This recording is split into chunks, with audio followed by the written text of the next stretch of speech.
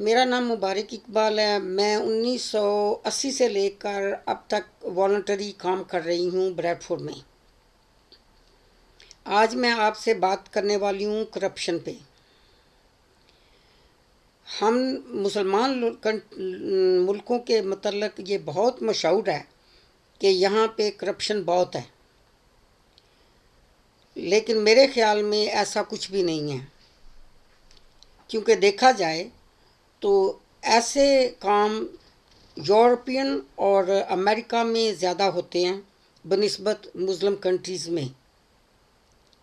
مجھے middle asset کا پتہ نہیں، لیکن جو دوسری کنٹریز ہیں، اب میں مثال آپ کو دوں گی کہ امریکہ کے بینک نے کتنی مصیبت ڈالی ہے اس دنیا میں ہر ملک کو۔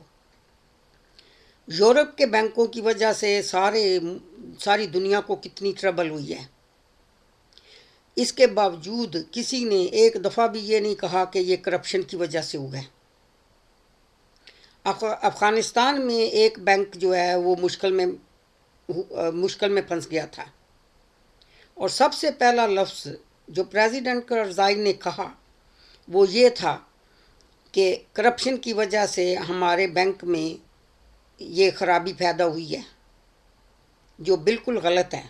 اگر امریکہ اور یورپین جیسی ملکوں میں ایسا ہو سکتا ہے، ایسی غلطی کی جا سکتی ہے، تو اگر ہونا نہیں چاہیے، لیکن اگر وہ یہی بات افغانستان میں ہوئی ہے تو اس کا یہ مطلب نہیں ہے کہ یہ کرپشن ہے۔ یا تو کرپشن دونوں طرف ہے، امریکہ میں، یورپین کنٹریز میں اور مسلم کنٹریز میں، یا پھر کسی میں بھی نہیں ہے۔ دنیا میں بہت دفعہ یہ نیوز آئی ہیں اسرائیل کے پریزیڈنٹ کی اور فرانس کے پریزیڈنٹ کی، یورپین کنٹریز کے جو لیڈرز ہیں ان کے متعلق، کہ سوٹ کیسز میں، بریف کیسز میں پیسے کیش بھرے ہوئے ادھر ادھر سے دیتے لیتے ہیں، جن کا کوئی حساب کتاب ہی نہیں ہے، لیکن ان کو کوئی یہ نہیں کہتا کہ وہ کرپٹ ہے۔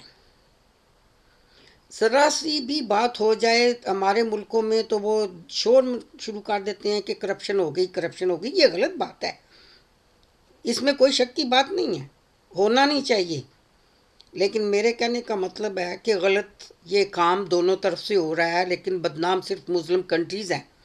اور سب سے زیادہ جو شرمناک بات ہے وہ مسلمان لوگوں کی ہے، جو ضرورت سے زیادہ بدنام ہو رہے ہیں، صرف اس وجہ سے کہ ان کے لیڈرز ان کو بدنام کر رہے ہیں۔ اور یہی میں بات کرنا چاہتی ہوں کہ ایسا نہیں ہونا چاہیے۔ شکریہ بہت مجھے سننے کا۔ Thank you, bye.